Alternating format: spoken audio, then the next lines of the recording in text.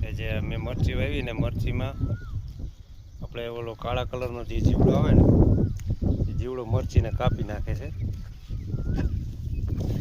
એ John કે આવી રીતનું કરી નાખે છે અને કાપી નાખે થળમાંથી.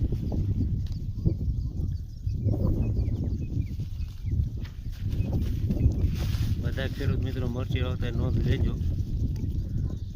આના માટે મરચી રોપીને તરત જ દવા મારી દેજો, નકર આવી રીતના ટૂંકા કાપી નાખશે. મારે તો ઘણી બધી મરચી આવી રીતની આમાં કાપી નાખી છે. આવી રીતનું ખાલી થળીઓ વટવા દે, વચમાંથી ખાલી કાપી નાખે. આવી રીતે આપણે ઘણી વખત કપાસમાં ઓલા કારા જીવડા આવે ને કાપતા હોય.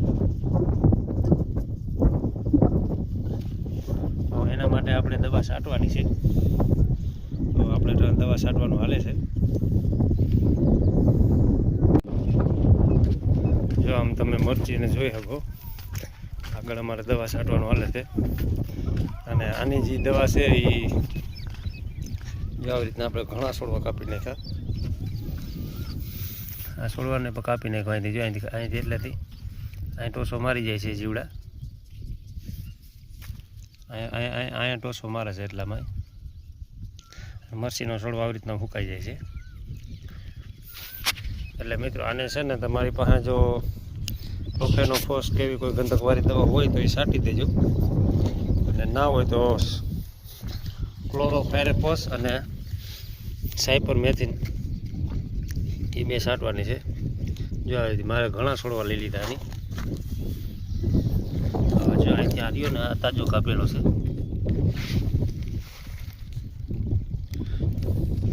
આવી રીતના વચમાંથી ખાઈ જાય છે.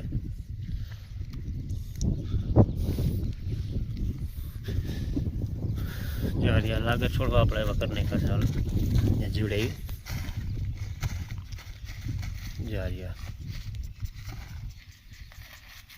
એટલું ટૂંકું બધા અંદરથી. આ તો જો કે કોરી જાય પાછા, પણ દવા છાંટી દેજો. સાયપરમેથિન અને ક્લોરોફાયરેફોસ હોય તો, અને પ્રોફેનોફોસ હોય તો પણ હાલે. જો આ ઘણા છોડવા કાપી નાખ્યા.